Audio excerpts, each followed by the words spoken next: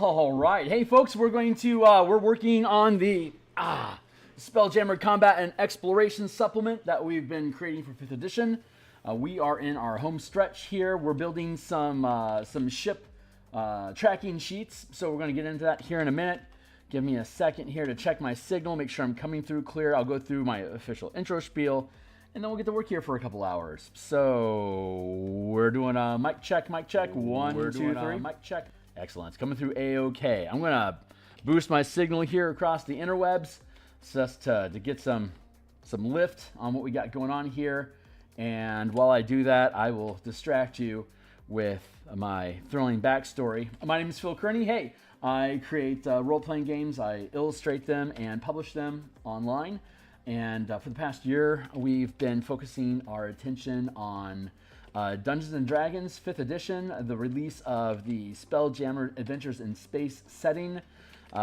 With this supplement specifically, Spelljammer Combat and Exploration. It is a deep dive into 5e mechanics, taking basically combat spellcasting and adventuring chapters from the Player's Handbook and the Dungeon Master's Guide and modifying them so that they work with vehicles that fit inside 50 or 500 foot squares instead of characters that sit inside of a 5 foot square. So let's see.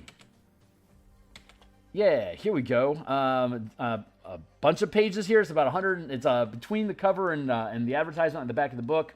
It's 105 pages of solid game mechanics that utilize the rules and variant rules inside the Player's Handbook and DMG to be able to conduct ship combat. That was probably the biggest disappointment that has been expressed online about the Spelljammer's Adventures in Space. Spelljammer's Adventures in Space is that there's not a lot of guidance on how to run your own campaign. There's so many things that happen in games that aren't covered by the rules that you are already having to make up to judiciate how to resolve an idea. And the less rules that you have, the more off the cuff you're being. And 5e had car mechanics for Descent into Avernus and Infernal War Machines. They had waterborne vessels in Ghost of Saltmarsh. I think the community was expecting to have similar type of mechanics or attention paid to ships that are flying.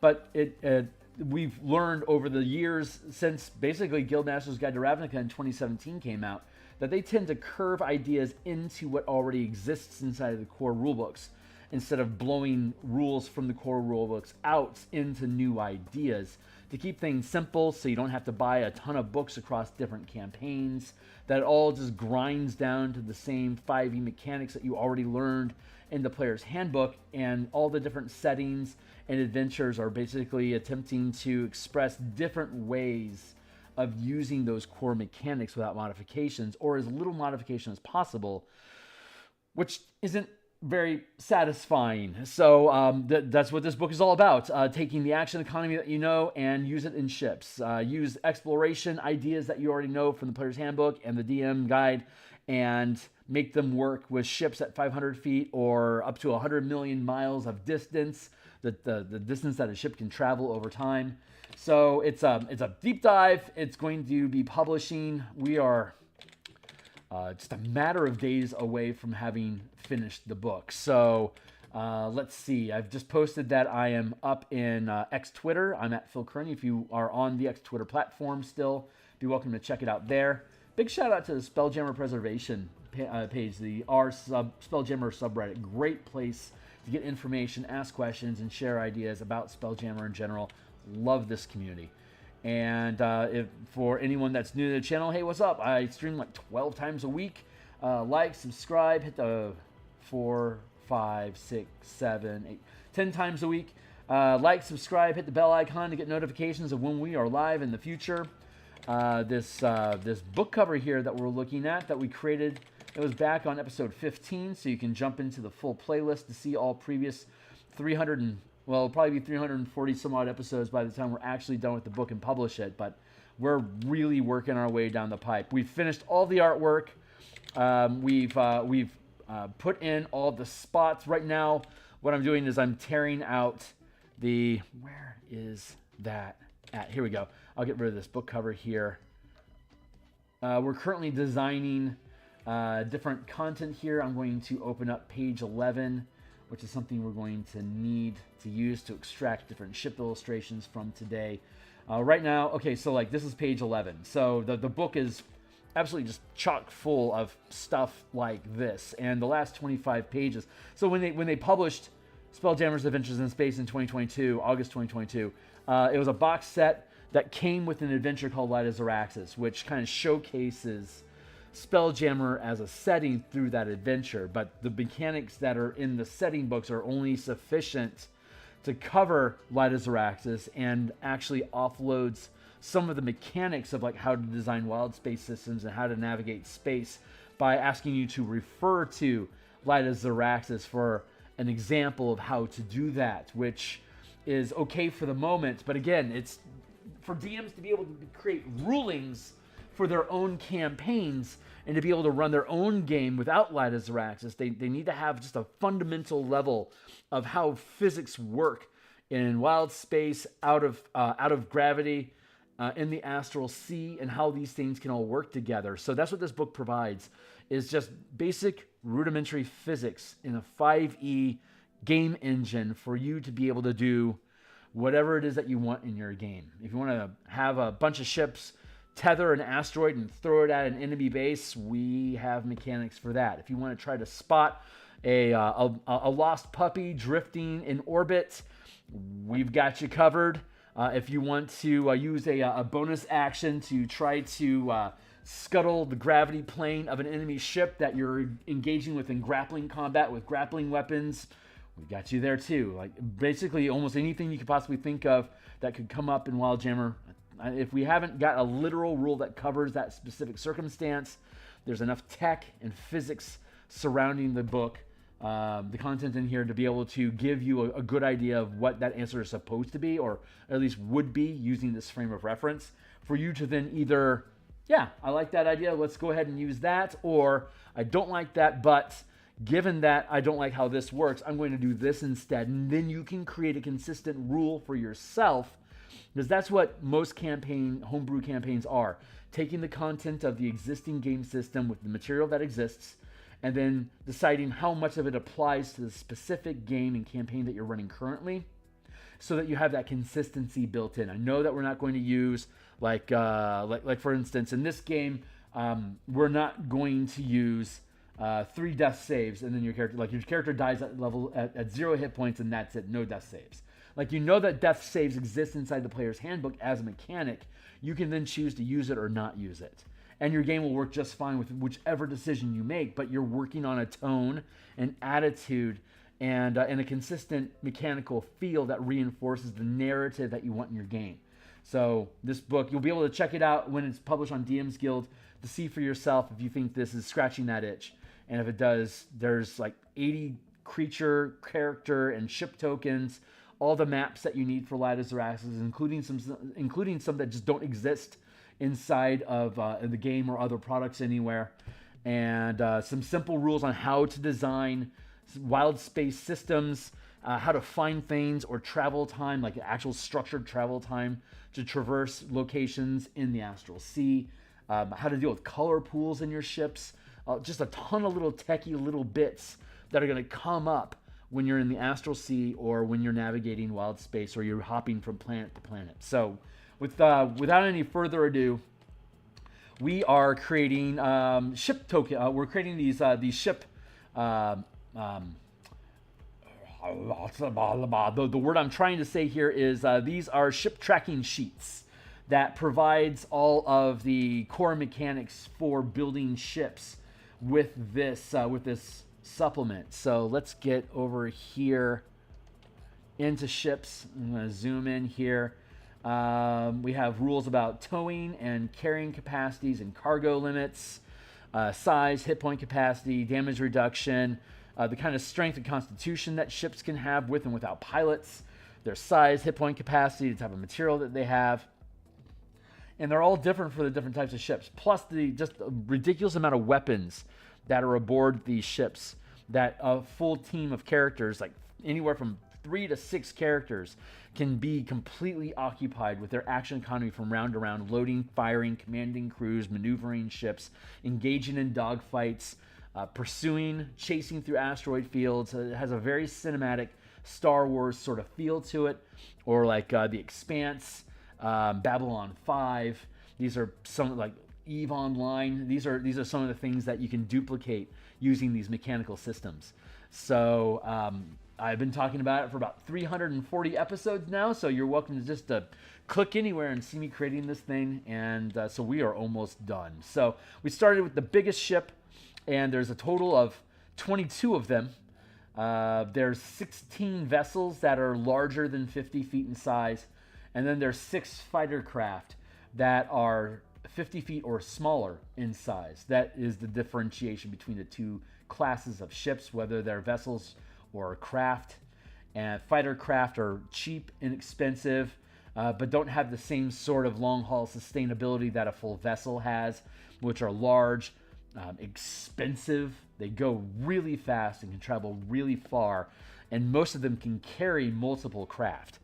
So you can stock up, you can load up a number of these smaller fighter craft into the belly or underside of virtually any of these ships and have your own little makeshift squadron of fighter craft to engage creatures and other ships in dogfighting combat using these mechanics with all the ships that we have. So we want to make it easy for people. I don't want you having to flip around the document trying to find, different, like we go to the table of contents here. Here's all the different mechanics for how to use 5e 5-foot scale combat at the 50 and 500-foot scale. So you're using both 5-foot, 50-foot, and 500-foot scale combat all at the same time, depending on what your character wants to do with this attack, and this bonus action, and your reaction, and your movement, and your object interaction. These are all things you can use inside of a 6-second round of combat to maneuver a ship, help fire siege weapons, fight creatures on deck, cast a spell, either targeting creatures that are nearby or amplifying through your Spelljammer helm to target ships far away. It's got all that in there for you, using the action economy that you already know from Dungeons and Dragons. So the ship rolls, you've got verbal actions, you've got object interactions per round. There's actions that you can take, including the attack action with multiple attacks for martial characters and some subclasses, bonus actions and reactions that can be mixed and matched between different roles that you have aboard the ship. If you're at the spelljamming helm and focusing your concentration on it, you can pilot a ship. If there are siege weapons nearby with crew to load and fire them, you can use your attack actions and bonus actions and reactions to help that crew load, fire, and reload those weapons, sometimes more than once per round. Squadron commanders focusing on an orrery station, and let's just jump there real quick. Here's a berserker barbarian in the helm of a spelljamming helm, using their frenzied attacks to be able to make multiple attacks with their ship. Down here, we're looking at an orrery station that's able to detect different planetary objects in a wild space system, as well as zoom in to look at smaller vehicles. Like, for instance, this Wasp ship here is absolutely tiny here in orbit around the planet. So this navigator needed to zoom in to what that spec is to see exactly what it is that's in orbit around that planet. Those are fun things that the DM can do to provide information and options for new adventure hooks. Let's see. Let's zoom back out, use our navigation bar to jump back to the... Oops, I want to...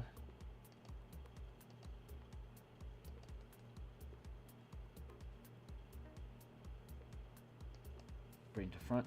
There we go. There.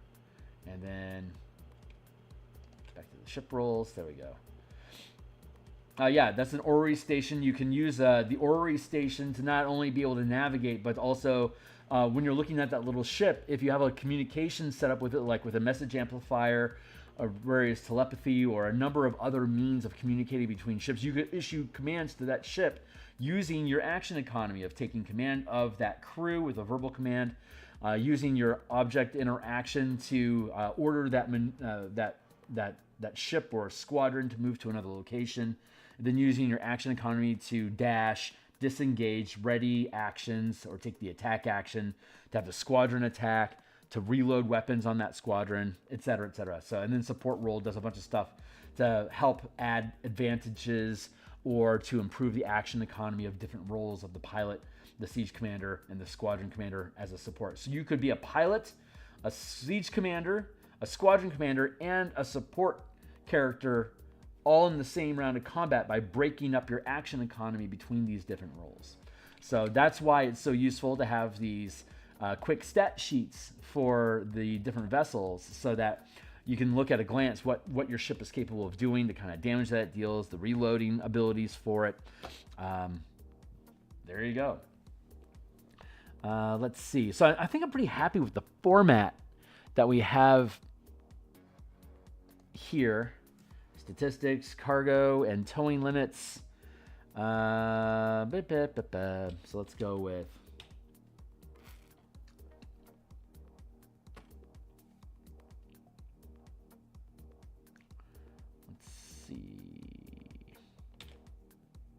Let's go back to the equipment, the ship section. There we go. And scroll down here.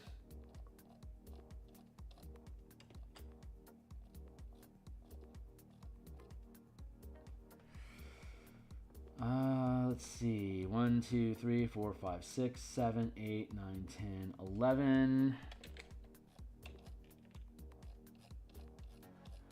1, 2, 3, 4, 5, 6, 7, 8, 9, 10, 11. That's where the squid ship is at.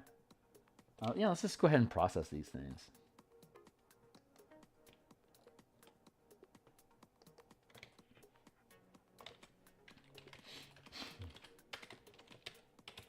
Warbird.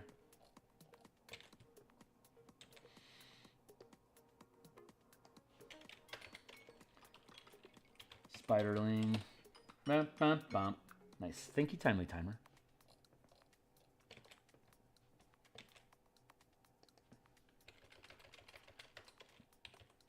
Skiff.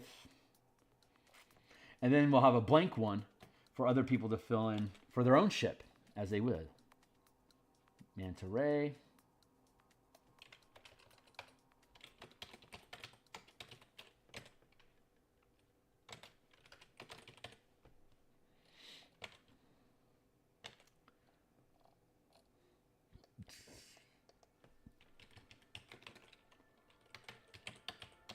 Cuttlefish.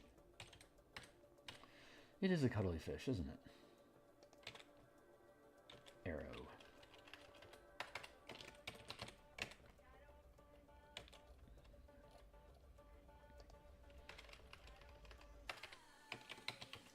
Wasp. Tyrant ship.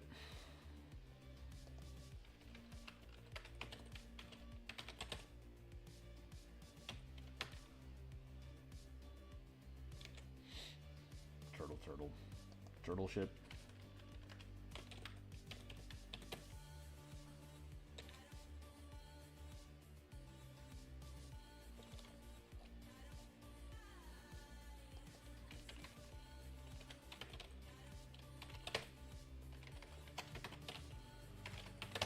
Starmoth. Squid ship. Space Galleon. Space Galleon. The most inconspicuous of ships. Shrike ship.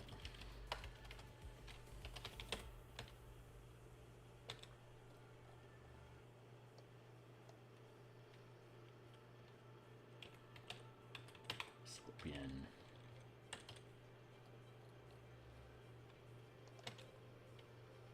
Night Spider.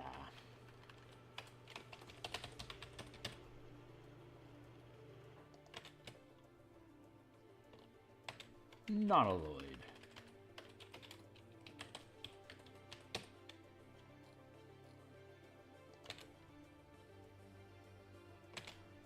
Living ship. I didn't need to erase that. Living ship. I'm looking forward to the living ship document. We'll have a supplement that that details different types of living ships.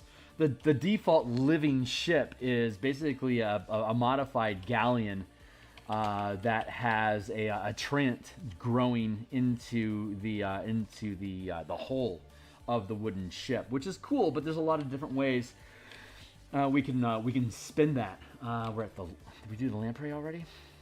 Living ship, and we did that one twice. I'm gonna do lamprey. Like for example, you can use the awaken spell for anything that's organic, like ceramic or bone or wood. You can use the awaken spell to make it have sentience, so it can become a sidekick ally, which I absolutely love, and I'm looking forward to building that out. You can have creatures like the hold on, that was the lamprey. We're now at the hammerhead. There we go. Hammerhead. In Light of Xeraxis, they had a ghost ship, which was the ghost was possessing the ship, or it haunted the ship, and you could have the ghost possess the helm and be able to fly it at like any other pilot would be able to. Flying fish.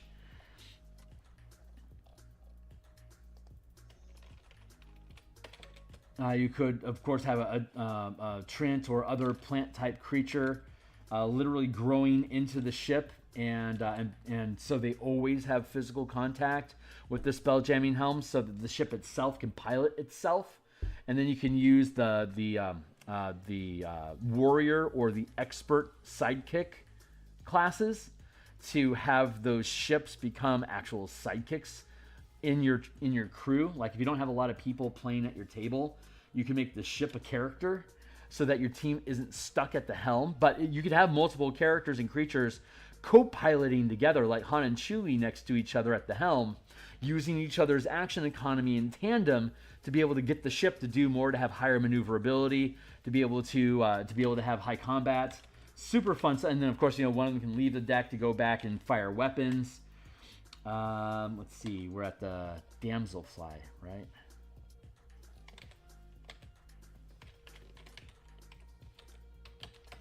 The Illithid, their ships are pseudo-alive. Bombard. So you can instill your ship by making it out of chitin, bone, and flesh, and then animating it. You can make it undead so that it obeys your commands. It wouldn't necessarily. You have the ghost that could possess it, but the ghost has intelligence. So any undead that you were to make would have to be intelligent. But you could animate the ship with as a ghoul and make make a ghoul out of flesh that's attached to the helm, and then vampirates could. Well, vampirates create shades which don't work as well, but actual vampires could sculpt a creature into the helm and then turn it so it becomes enslaved to them through charm. It becomes a thrall. That would be a good way to be able to have undead controlling their own ships that don't necessarily get into the hands of the players. A lot of fun, cool stuff like that. Let's see.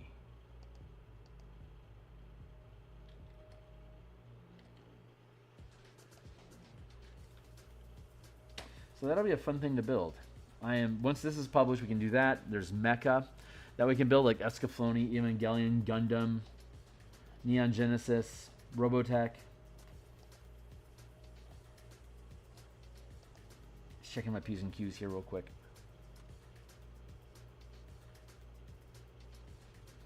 Yeah, we're doing okay here.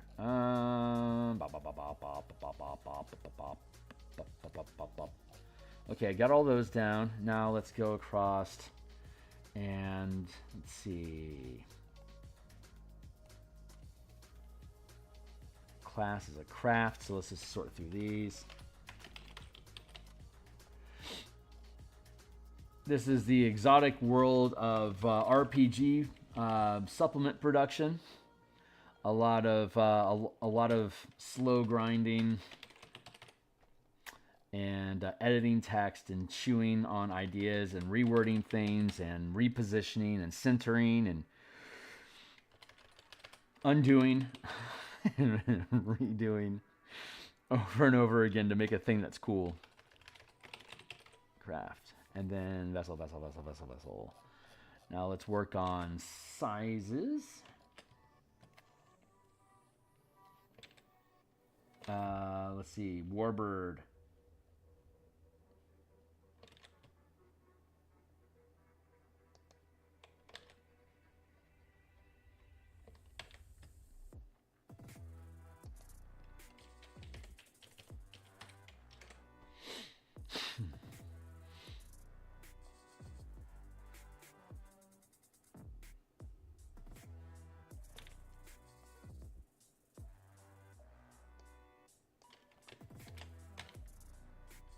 That X is supposed to be an X symbol.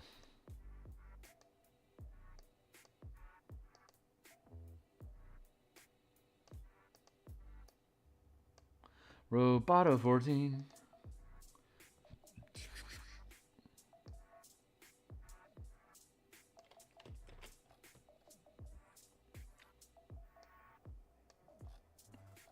Spiderling is what, 8x8?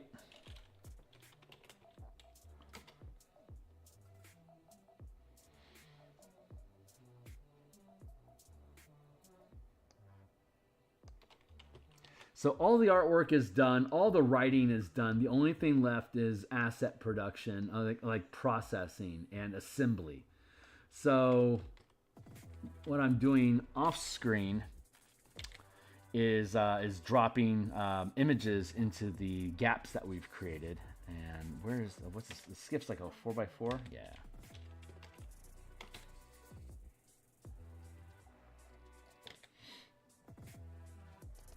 Manta Ray 8x8.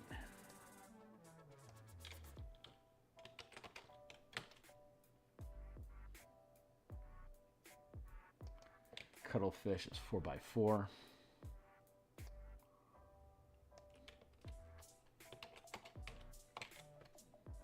Arrow is 3x3. So I'm not going to have a very long night. I'm just processing some of this stuff so you can see how it does and what we do. Wasp is what, a 2x2? 3x3.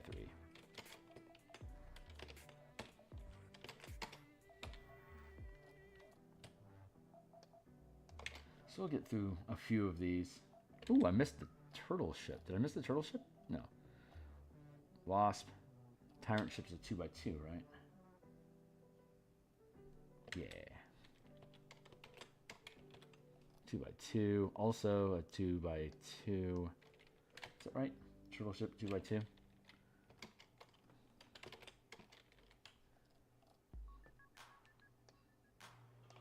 Star Moth is 4x4. Squid ship is 5x5.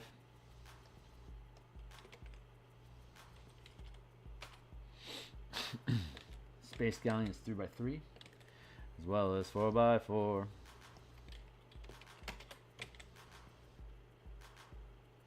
Scorpion also a 2x2.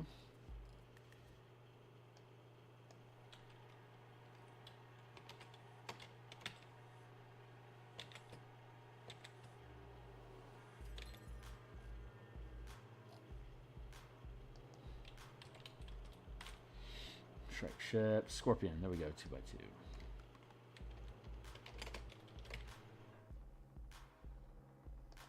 Night Spider.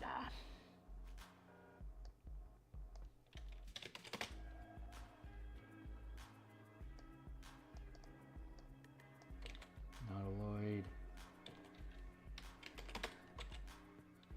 Living ship is also 2x2.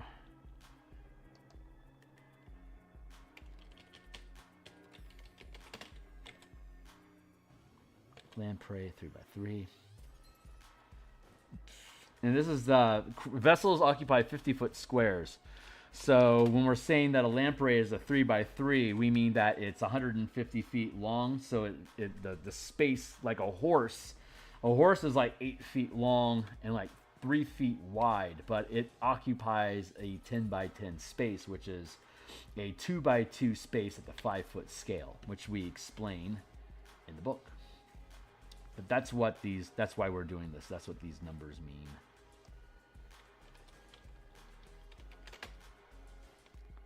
And the fighter craft, the smaller ones, they have 5-foot squares. So like the arrow is a 15-foot craft, so it occupies a 3x3 space at the 15 foot at the 5-foot scale, because it's only 15 feet long. It's like the size of a Chevy, you know. Flying fish, what is that? 3x3, yeah. Damselfly is 2x2, and then 3x3.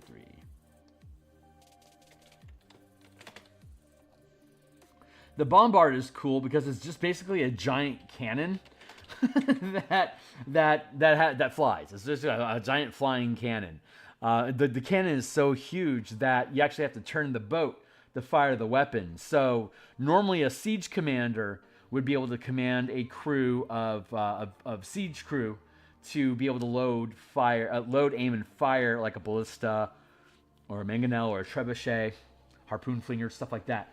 But the bombard cannon, the gift cannon, is so huge that you have a crew to load the weapon and fire it, but the pilot needs to aim it because you actually have to turn the boat to be able to be on line with what you want to fire at. So the pilot plays the role of the siege commander when you have a weapon so big that it can't be turned. So that's fun.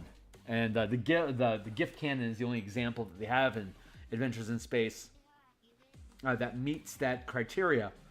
But once we finish this and we start building supplemental products to add on to this and expand on these ideas, get out of here, Creative Cloud. Nobody likes you.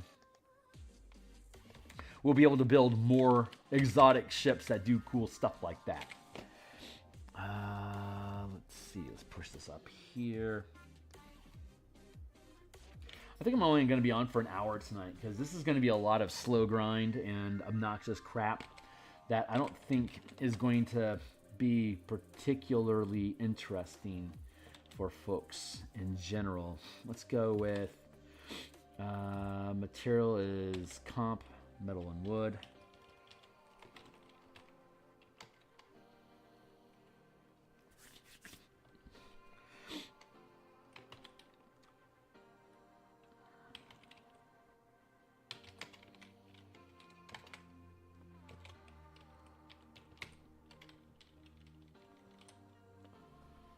That's not online, is it?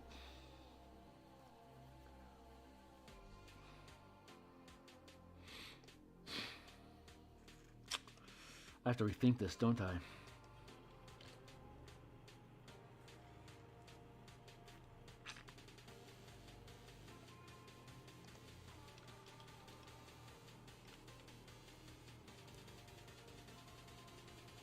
Oh, that actually lines up pretty nicely.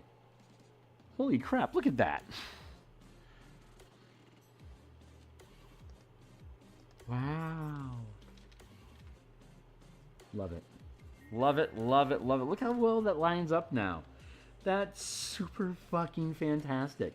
I am absolutely in love with this book because every time there's like a quote unquote mistake, it ends up making the book align better or lay out easier or make the pictures sit better on the document, and that is just such a miracle. I am so thankful for having been part of the creation of this book in the first place. It's just, what a joy. What an absolute joy having created this book. There.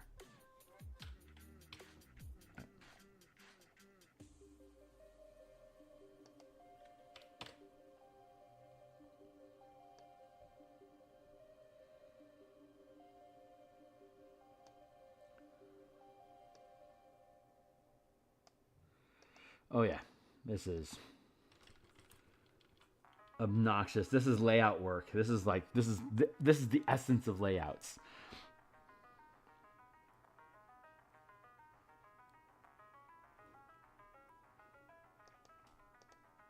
Oh, I see what the problem is here.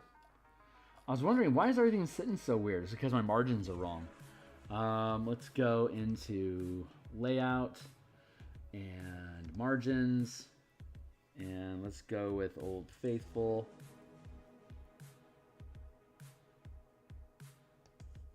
There we go. Now everything sits on the page proper. There and there, except that things are skewed now, so I'm going to have to fix all it. There.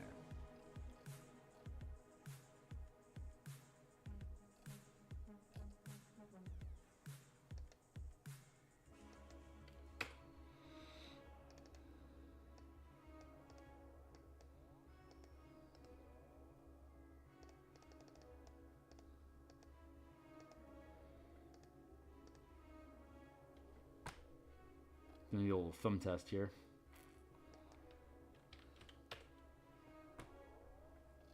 Very good.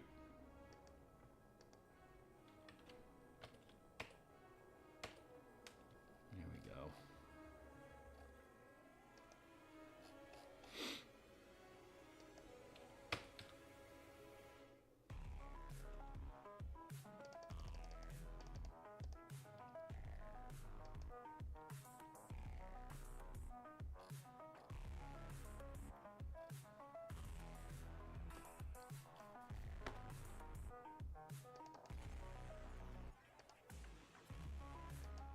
There's 12.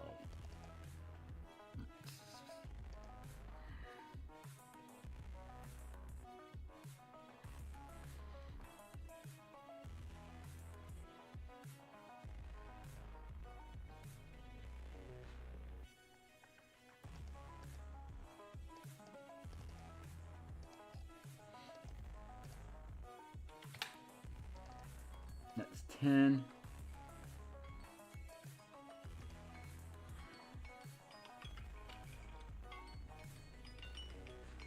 Thank you, timer. We'll do this for another 20 minutes. And then I'll jump off stage and just keep working.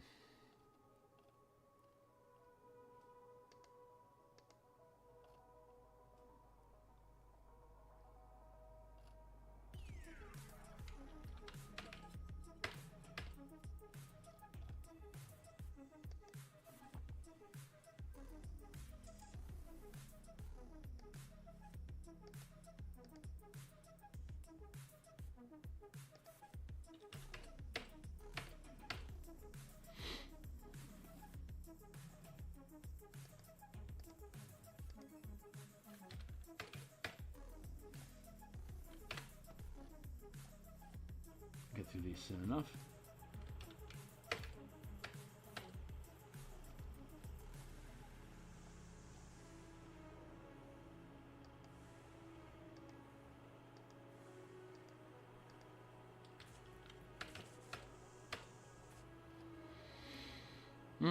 Almost there. Stay on target.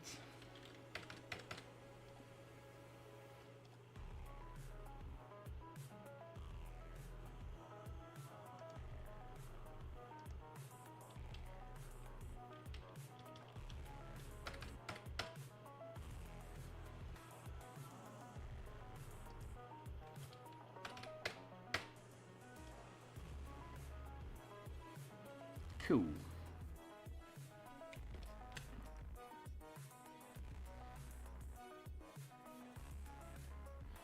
And then we'll have a sheet with a sheet of 2 blank ones, so you can print those over and over again and build those out for yourself. So once I have all the stats laid out for these, I'll be able to pick up and drop in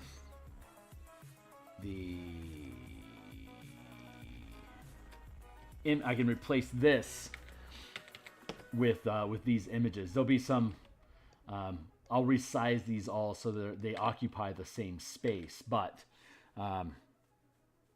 so the grid size will be the grids will take up different size pixels, but the space that the ships occupy will be the same from ship to ship, and that's, I think, more important. Let's just go through the process here of making sure all this stuff sits pretty. Here, material.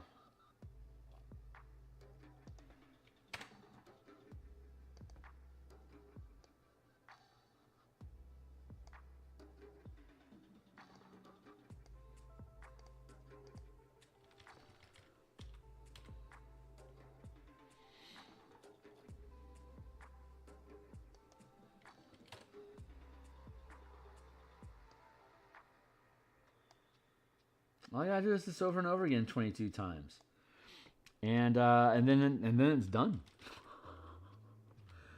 That's not too much to ask, right?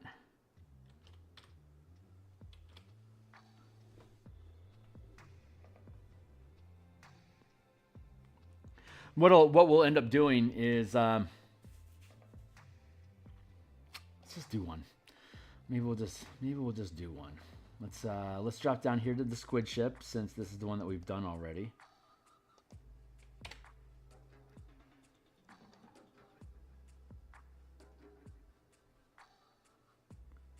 I'll show you how this goes, and then I'll probably be done for the day, and I'll go to work and do this myself.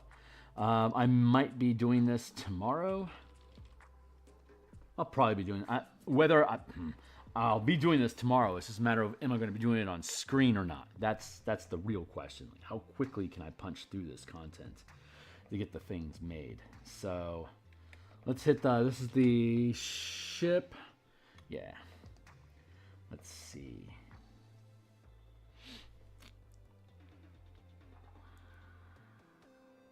Contemplating my next move. Please wait.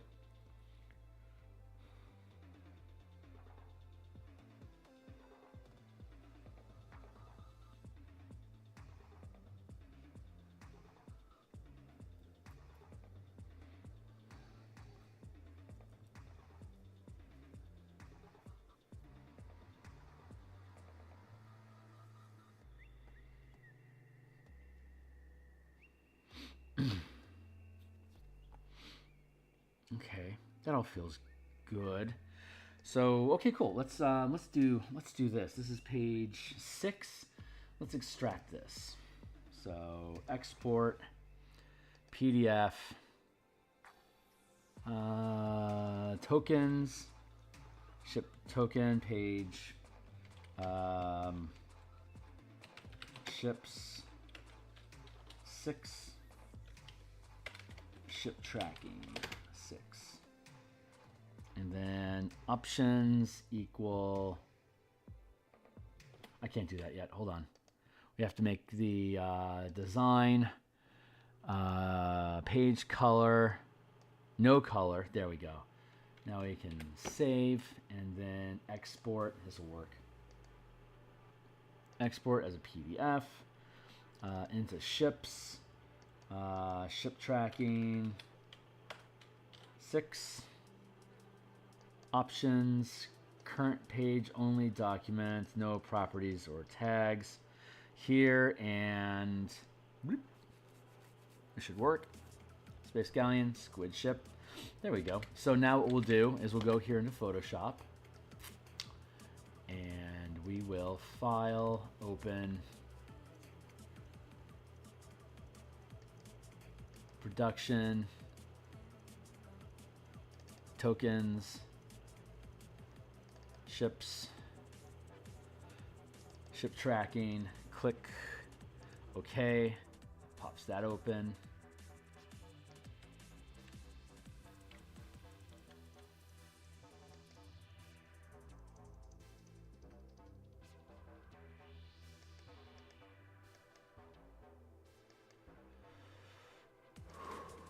I can copy all that.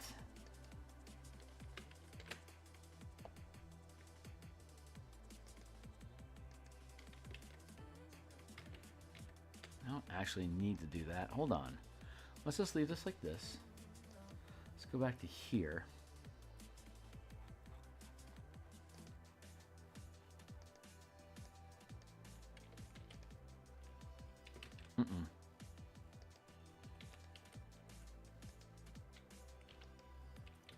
There.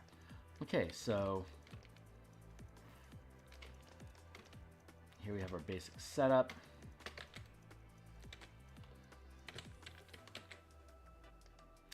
Close that before it becomes trouble.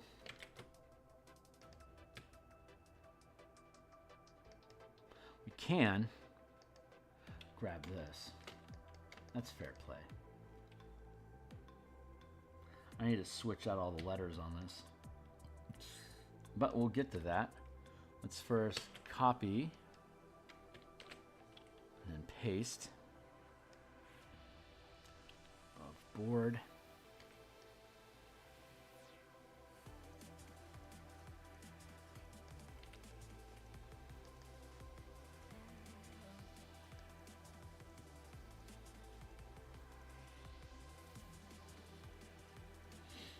Oh, that is interesting.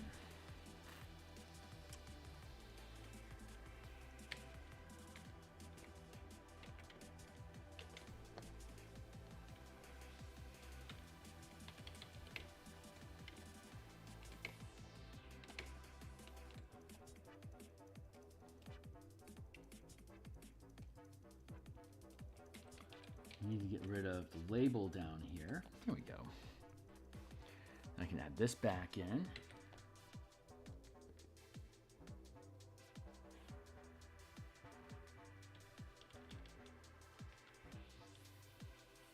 Look at that. It's a square.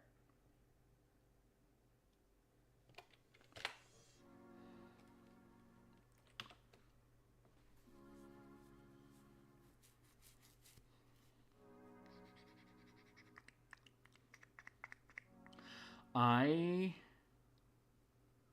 can imagine an inconsistency in the size of the number bubbles that I might have to fix.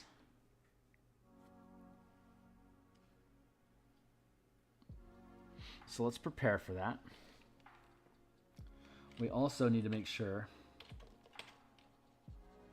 we have the correct numbers lined up. One is, yeah, it's a piercing ram, not a bludgeoning ram ace.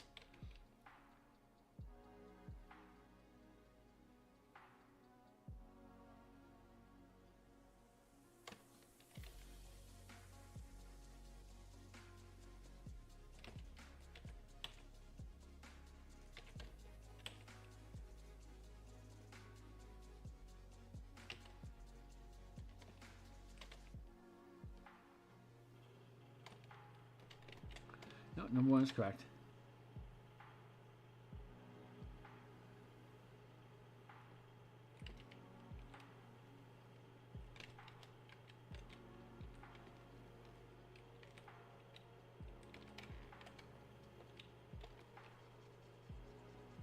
There. Like that. That's how we do it. Don't do it to that.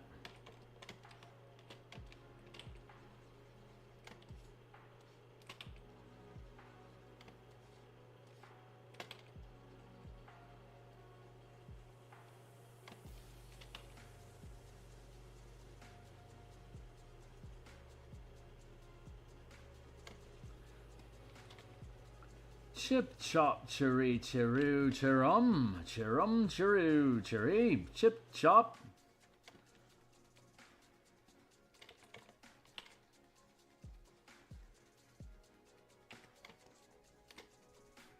Okay, and now we can go here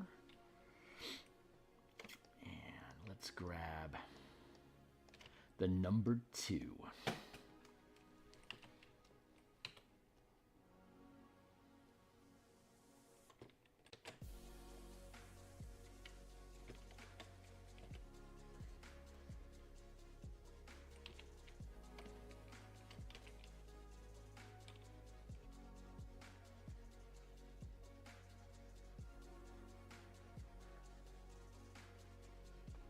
Well, hey, Cash, how you doing?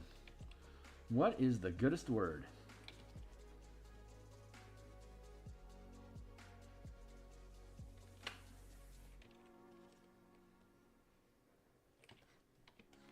I'm going to keep this session a little short today. It's because grinding numbers like this isn't necessarily very exciting. And I got a lot of it to do. Yeah, doing fantastic. Nah, you're doing fine.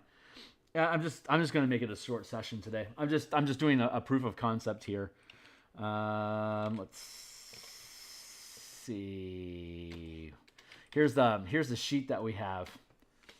We can fit 2 per page. So we have 22 ships total that I want to do quick stat sheets for to consolidate the information about the ship itself, the materials that they use, their towing and cargo capacity limits, and the damage that each of the weapons that they have come custom, like that are like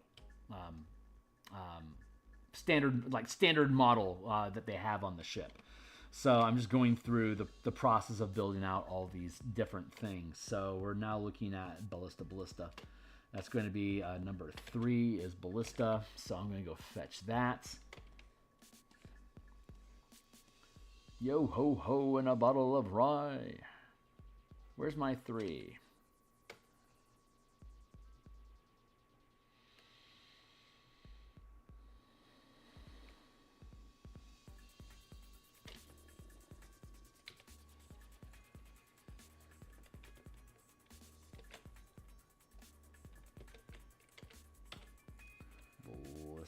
I know it says bludgeoning ram here, and it's actually a piercing ram. So here's how the squid ship works, right? This is a piercing ram, and boy, it's a doozy. And these are grappling tentacles. So while a pilot is focusing on the helm, and so the way that this system works is when you're animating a ship, you're attuned to it and you become its pilot. And you infuse your life force into the ship so that you become the ship. So when you flex your arms, like if you're mentally flexing your arms, it causes these tentacles to be able to move and to grab things. So it can pierce, and while it pierces, it can grab hold of whatever it is that it pierced and just tug it around. So fun stuff. But let's get rid of that, and then here. So the ships aren't static at all. They're very active, dynamic, 6-round combat machines that you can basically use your character's action economy at a much larger scale of battle to be able to have ship-on-ship combat. Melee, like I don't know if you ever saw Outlaw Star. It's a pretty cool anime. And all of the starships in that anime were equipped with these grappling arms. So they'd close distance, and they'd have these robotic robot arms that would pop out of the side of the ship, and then they'd be able to engage with each other, grab. They did a lot of asteroid mining, so they could grab hold of an asteroid and haul it around. It made it really easy to dock by being able to grab and pull the ship into position to lock into orbit. So these grappling arms that all the ships had were real utilitarian, useful things. And they were great for combat. Like you had giant edge weapons on them that you can slash open people's holes and stuff. Same kind of inspiration that we took when we were building this. Like, how would we be able to envision melee combat with ships? Well, our Outlaw Star, Robotech, Escaflowne, Neon Genesis, Gundam. These are all different types of ship stuff that you can simulate. And like I was talking about earlier before you got here, once this supplement is built, all the mechanics that goes into building a fighter craft, I don't need this anymore. I'm going to just go ahead and close that down. Here we are, and I'll zoom out so you can see here. That's weird that exists. Hold on. I'm having a weirdness occur here on screen.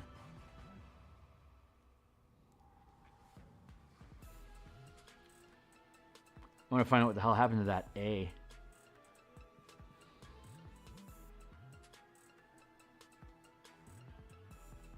It probably doesn't really matter.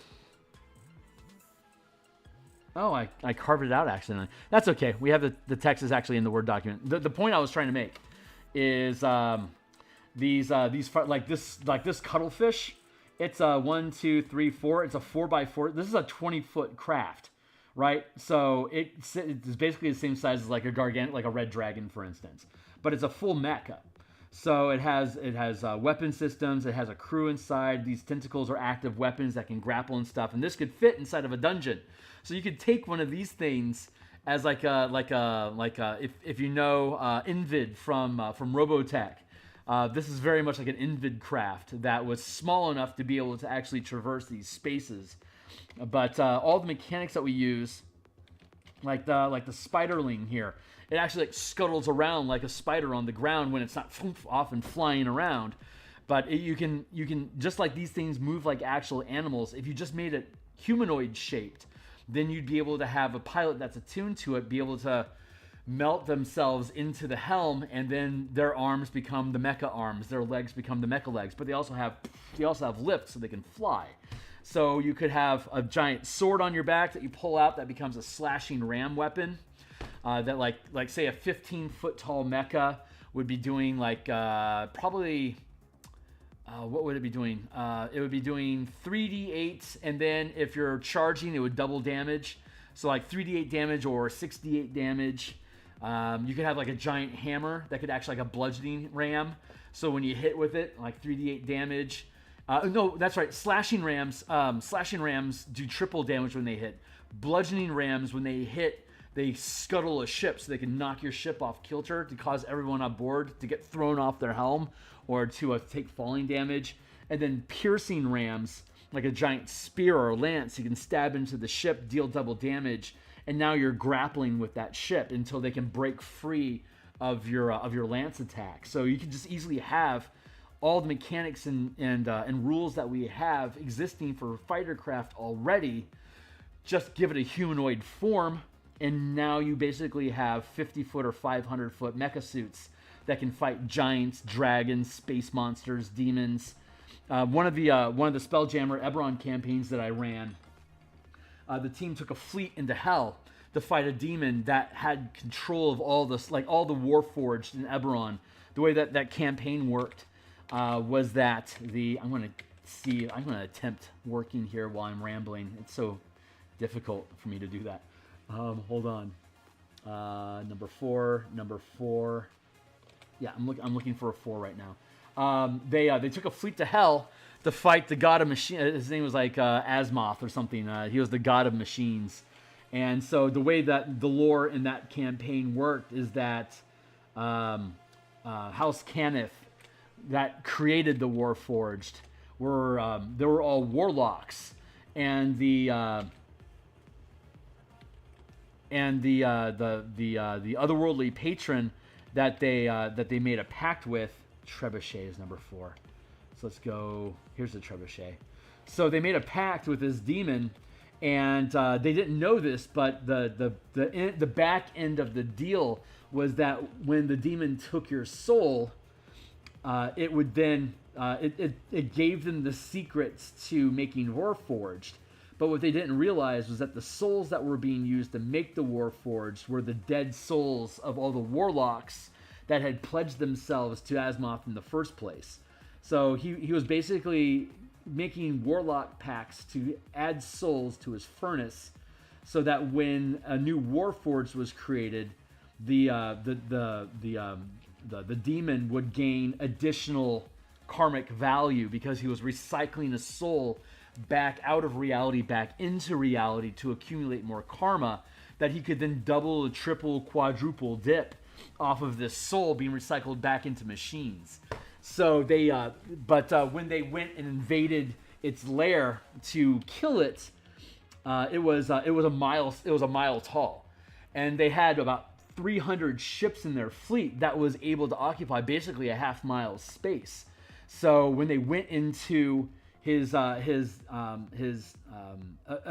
lair, it had like giant turrets that were like 200-foot tall plasma turrets that when they shot, they'd take out 2 or 3 ships at a time. But they had a couple hundred ships, so it could go in and it could whittle off squadrons of ships that they would use to shield their approach.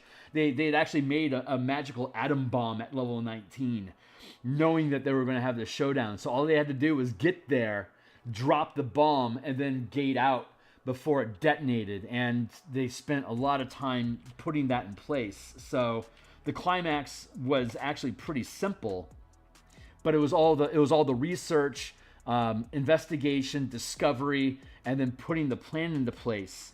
Like when you get to a level 1 to 20 campaign, from like level 17 to 20 is like end game. And at that point, the team should have an objective that they're trying to achieve.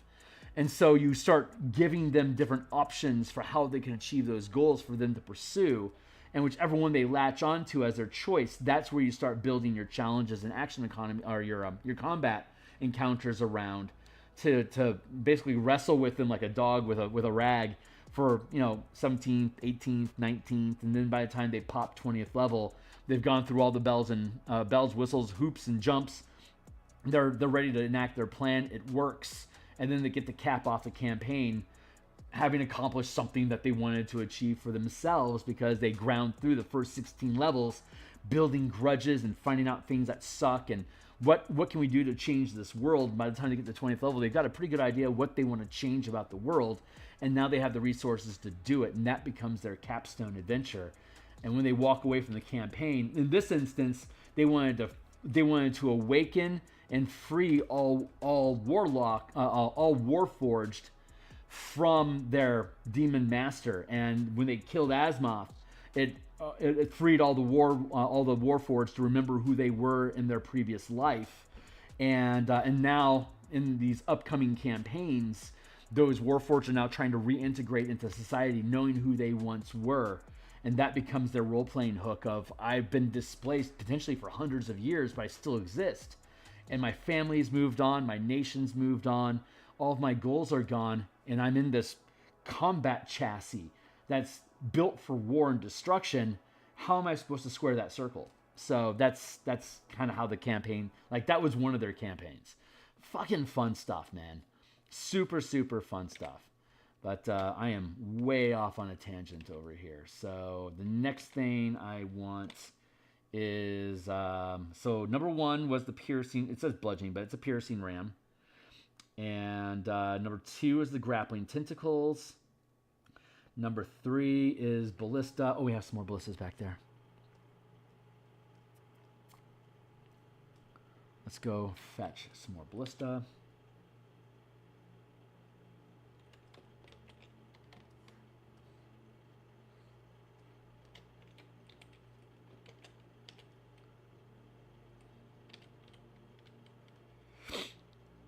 But the scale, it was in miles in size and scale.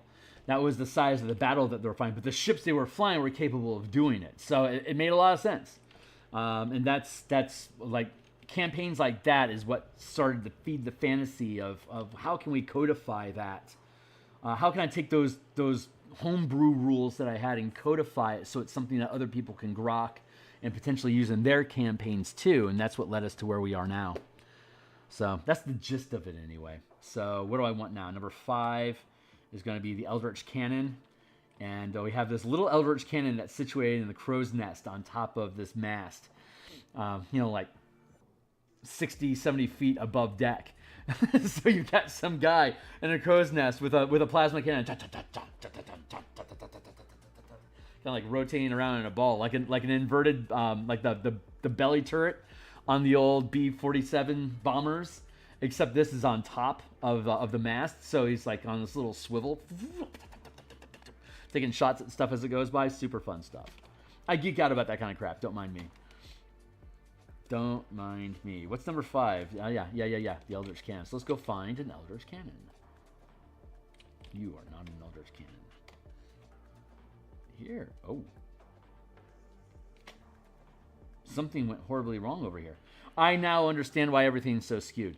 That's okay. We just won't save this. I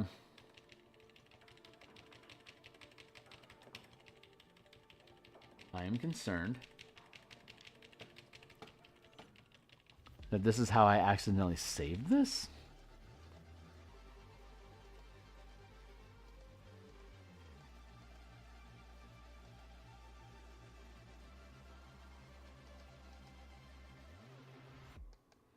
Oh, this is not good news. Oh, thank God you're the only one that's fucked up, though. Oh, and it's just that one particular number that's messed up? That's not... Oh, 4 and 5 are messed up. That's not so bad. That's not so bad. We need number 5, so we may as well be here. And is that number 4? Number 4. Number 4? Number 9? Number 9? There's that.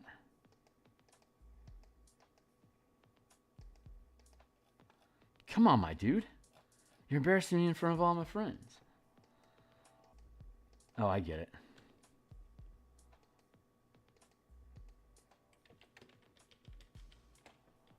Okay.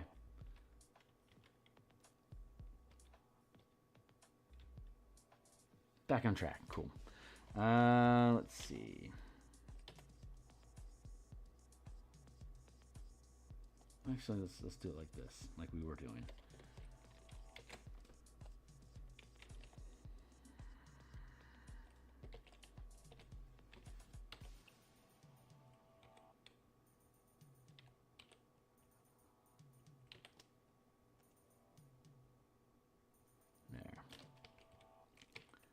Just in love with this book.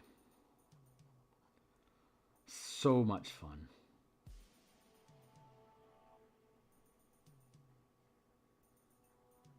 This is by far my best work.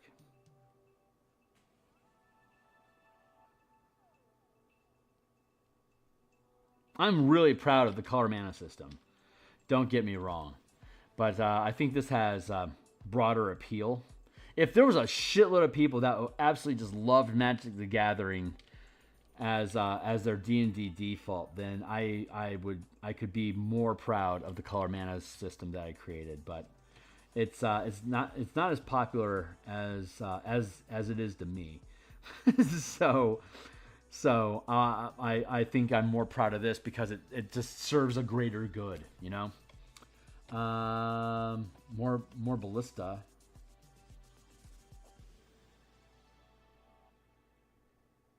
Oops, I have those aligned wrong. That's pointing at harpoon flingers, and they're supposed to be ballista. Thank you. Let's merge that down. Merge.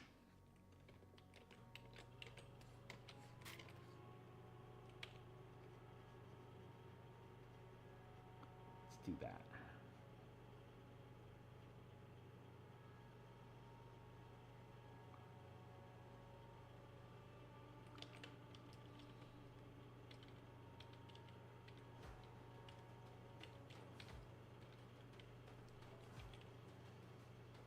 Because more than anything, a guy wants to be useful and wants to serve a greater purpose and help other people. That's something to be truly proud of. And this is the venue that I chose to demonstrate that. What's that going to be then? Number 6? Yep, harpoon flinger equals number 6. So let's go find ourselves a number 6. Here we go. Gotcha. Wrong document. I don't want to mess with that guy.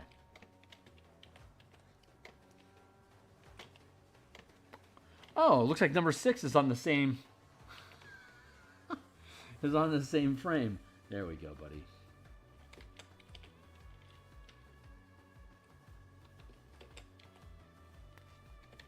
Just like that.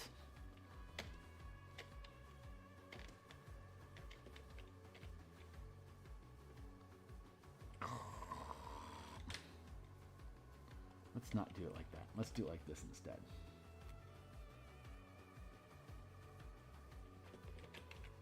Nope. Let's do... Nope. Let's try that one more time. Copy. Thank you. Paste. There we go.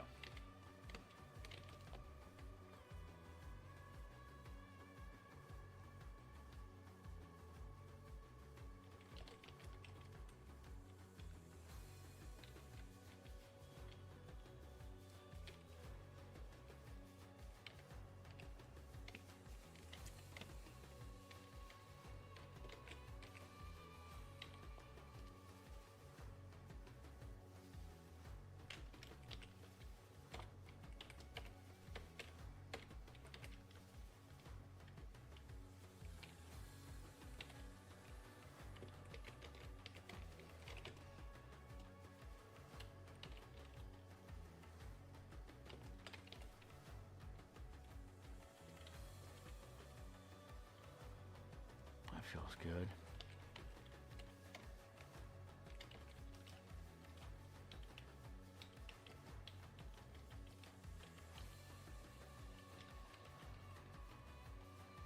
We were playtesting this back in August 2022.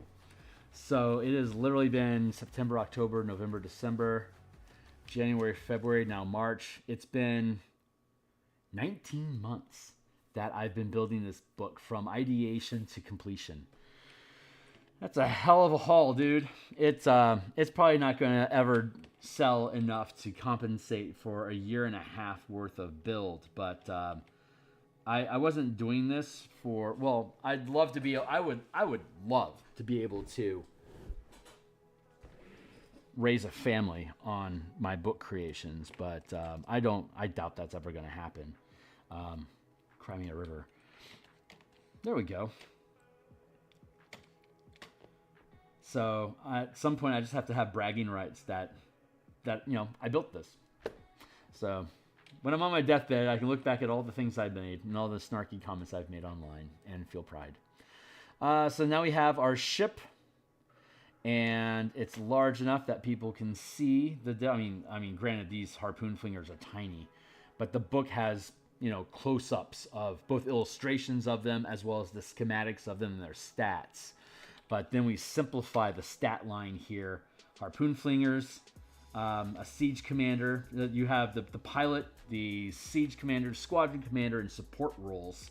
Those are the 4 different roles that you're here. Just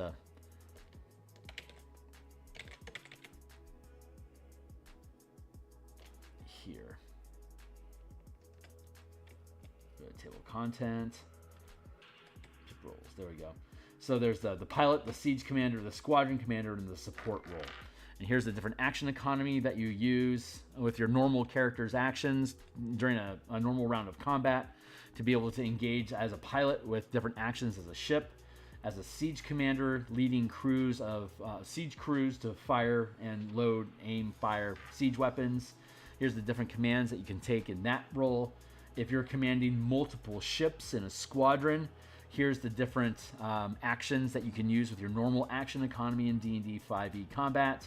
And then the support role character, these are the different actions that they can take to give bonuses, advantage, or otherwise like ward or defend other allies in other roles. And you can play more than one role at the same time. Like you can have 3 people all piloting at the helm together. It's just each of them, you're either using group initiative where they pool their actions together to make the ship do a ton of stuff, or if you're using individual initiative roll count, then you can parse out, I go first, so I'm going to maneuver the ship into position to attack this vessel.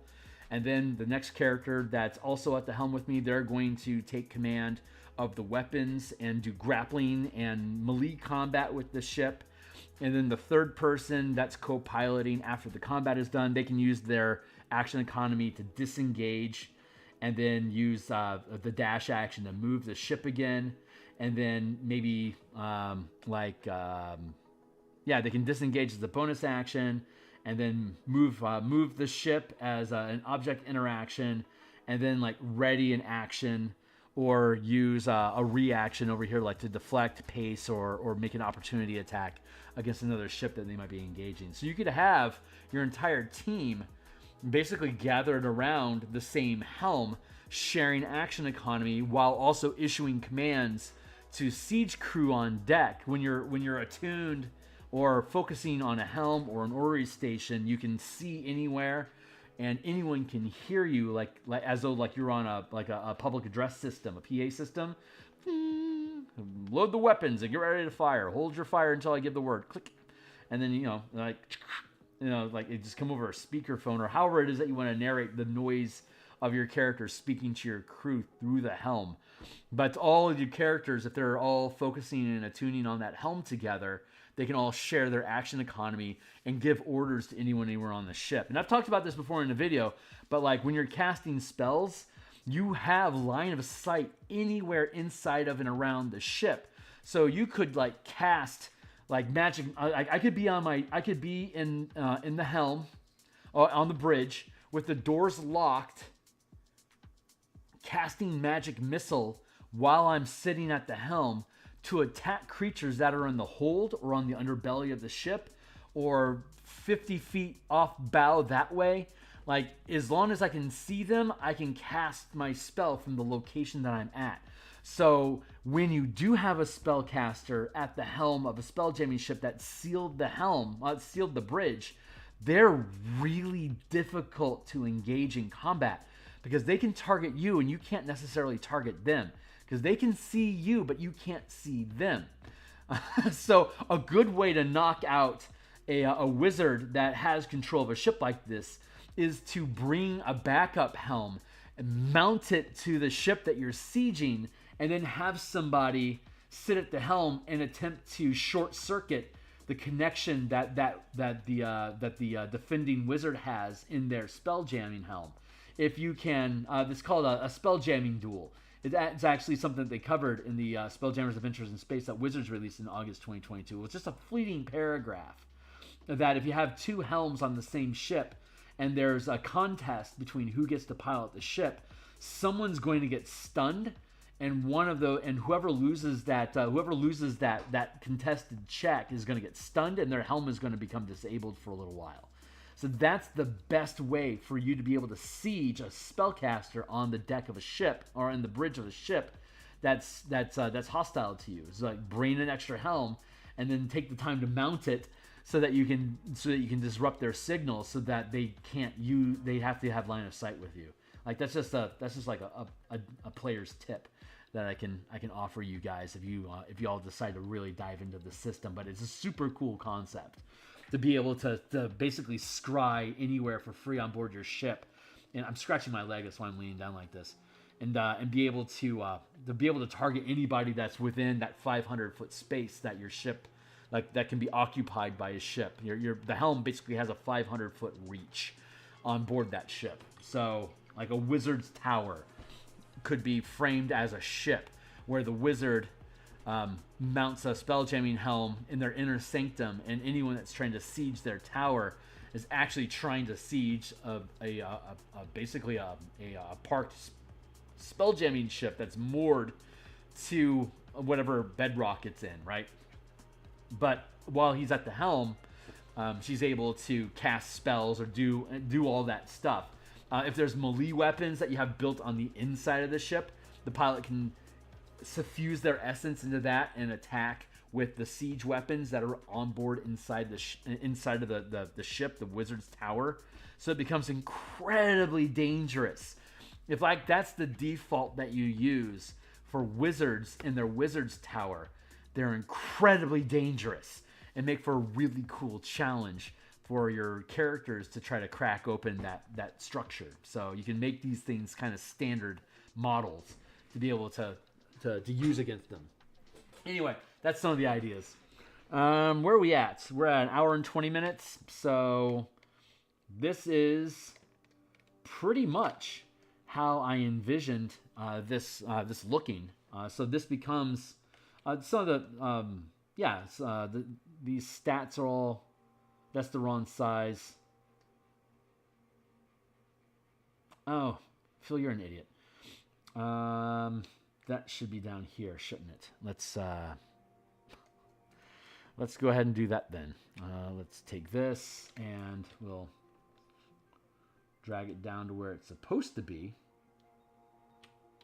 This is what happens when I get all... See, when I'm on stream like this, the best thing for me to do is just artwork. Because I can rant, because I don't have to think while I'm painting. I can just go on autopilot and just let it do what it do. But I get stupid when I have to do page layout work and like meticulous work because I screw up all the time. But I love ranting. You know, I love to rant.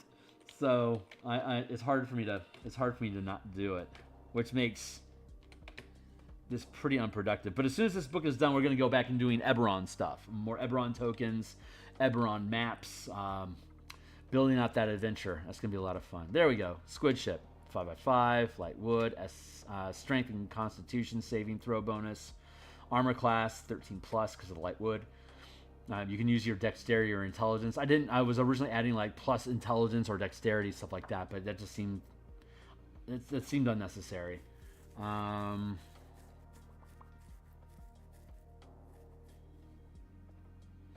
could potentially push this down a couple rows so that the material is here, so I could have the material snake out all the way under to here without getting in the way.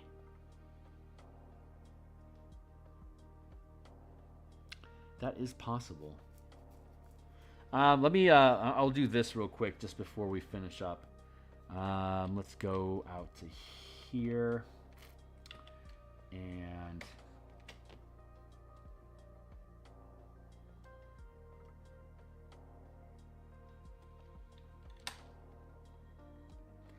here.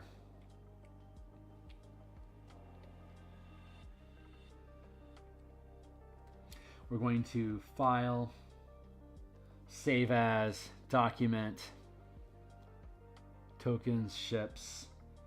We're going to go to PNG.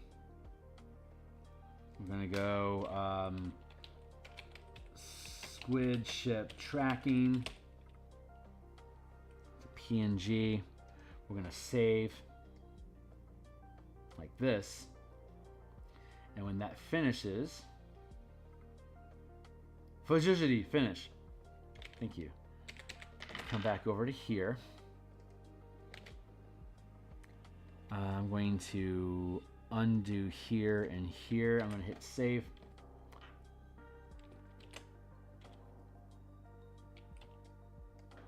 Why are you not just automatically saving, son? Fine, whatever, dude.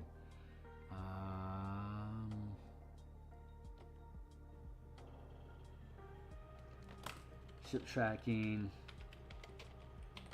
Squid ship. Photoshop. Cool. And now we can go here, file, open. Squid ship tracking sheet. We take this here and we image crop. Then we look at image canvas size. We go down to the lower right hand corner and we reduce this down to let's go 3 inches by 5.5.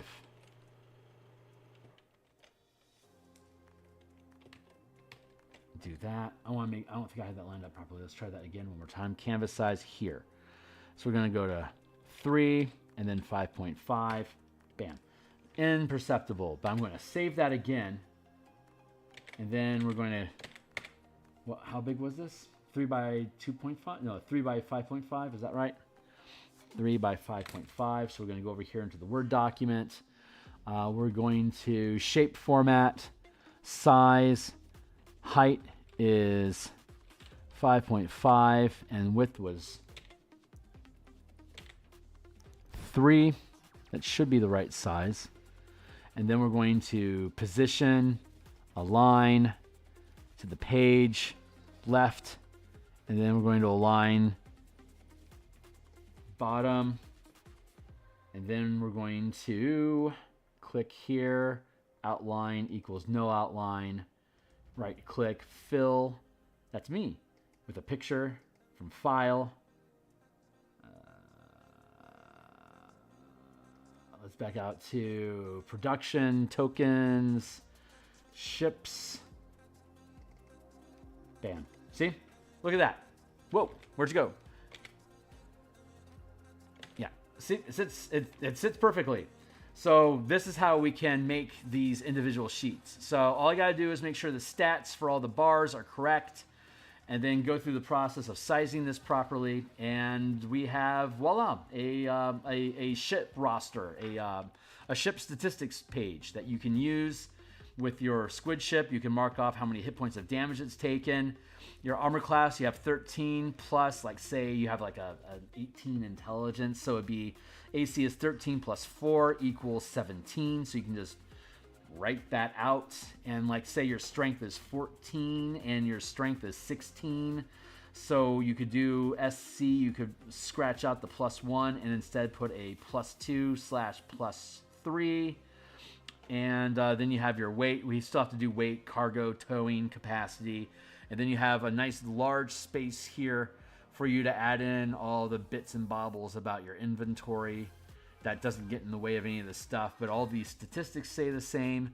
You get your reload score here, like the Trebuchet reload score is 7, but if you have a 3rd rank crew, then it'd be your crew, so you scratch that out and put a 4, or we just provide you with a blank, like all this stuff isn't here at all.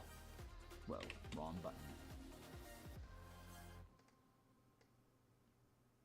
I could just wipe all that stuff out and allow you to fill in your own weapons. Like if you only have 4 weapons, or say you have 14 weapons, you could then use just use this template and this sheet here just to write that stuff in yourself.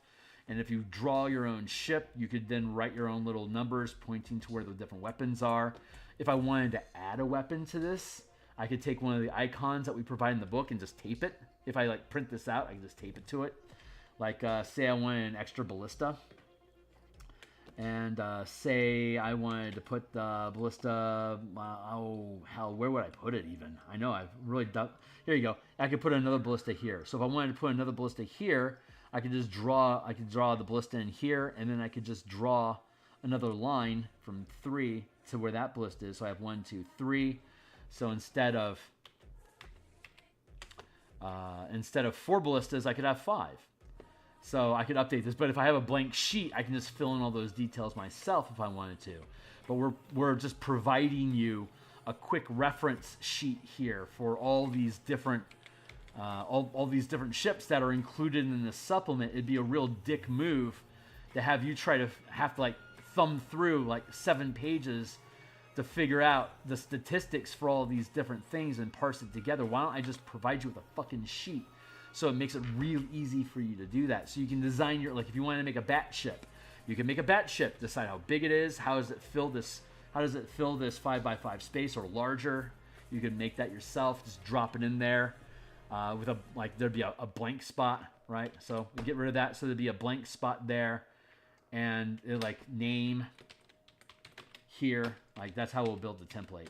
So once we finish doing all of these with the pre-generated ships, we'll scrap out all this stuff and just leave the marks for you to then fill in all the details. Because you'll have 22 examples of how to do this. You can then go in and you can fill it out and make your own ship if you want. And we have all the little assets like individual trebuchets, little 10 by 10 grids that you can print out and then draw in if you want to, or if you want to do it in Photoshop or like MS Word, like Microsoft Paint or whatever you want to use, you can do that. But we provide all the icons for all these different things for you to be able to print and use in, for your own ships if you want to. Just draw your own if you want, or just use any of ours. And I'll make more of these as we go along. And when I make new ships, like the Elven Monarch ship, which is a 500-foot carrier, the Elven Flitters, which are like little jump ship, like little X-wing fighter craft, like 20 feet in size. The Dwarven Citadel, which is a 500-foot boulder, basically that can fly and smash into stuff, is awesome. The Neogi Mine Spider is a 500-foot vessel. Vokath's Base is a 500-foot crab ship. Ogre Mammoth is a 500-foot hockey puck with a mammoth's face on it as a ram. And then there's the squid, the Elithid Octopus. That's a 500-foot nautiloid style craft. So there's all these different things that we can make and use this same format to fill in all the statistics. So it's real easy for you just to grab a sheet and know what the thing is capable of doing and then marking off your hit points, just like you would with a normal character sheet. So it's a little extra work. It's going to add probably a couple days of production time before I print, but it's a really good additional, it's just good courtesy to have a complete product to be able to provide things like this for references. So that's what we're doing. But I'm going to go ahead and cut it for now.